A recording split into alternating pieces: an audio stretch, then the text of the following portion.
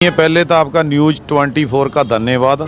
जो आज बजट किसानों के लिए जो मोदी सरकार बोल रही है, हमें नहीं लगता वो ग्राउंड लेवल पे कुछ उसके लिए बनेगा, क्योंकि मोदी सरकार जो देश का किसान आंदोलन करके आया है, अभी तक तो हमारी वो मांगे नहीं मानी। ना हरियाणा में कोई नौकरी मिली, ना उनको मुआवजा मिला। कैसे भरोसा करें, क्योंकि ये जुमलेबाजी है, कुछ नहीं है ज़मीनों हकीकत पे, कुछ नहीं लागू होता। हमारी जो मांगें इस आंदोलन की थी वो कोई लागू नहीं हुई, सिर्फ खेती कानून वापस हुए हैं। चाहे वो केस की मांगें हों, मुआवजा हो, या जैसे ये बजट की बात ये करते हैं, पहले हमें मोदी जी बताएं या इनके कृषि मंत्री तोमर जी बताएं, हैं सीतारमन जी बताएं कि हमारे जो किसान भाई यूपी के हैं, अभी तक उनको 2 साल का गन्ने का पैसा नहीं मिला।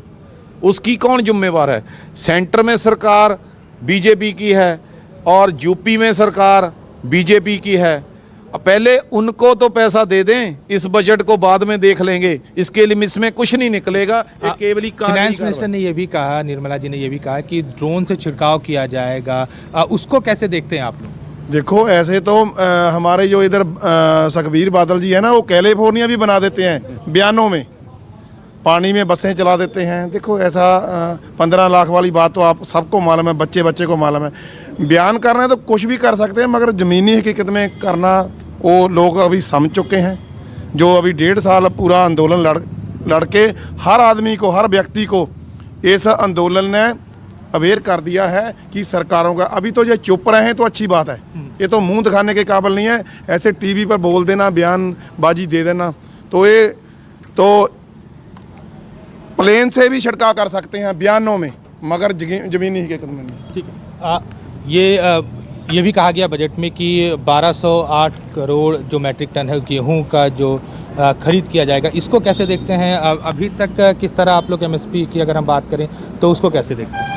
देखो, सबसे बड़ी बात ये है कि पंजाब की जो ज़मीनी हकीकत है, गेहूं की फसल होती है हमारी, वो हम मंडियों में लेके जाते हैं। मंडियों हमारा जो आंदोलन था मंडीकरण सिस्टम को डेवलप करने के लिए था, वो मंडीकरण सिस्टम ख़त्म करना चाहते थे। मंडियों में हमारी फसल पड़ी रहती है, वो 12,000 मैट्रिक टन आप गेहूं की बात कर रहे हो, लेकिन हमारी फसल मंडियों में 10-10, 15-15 दिन ऐसे पड़ी रहती है, उसकी बिक्री नहीं होती है।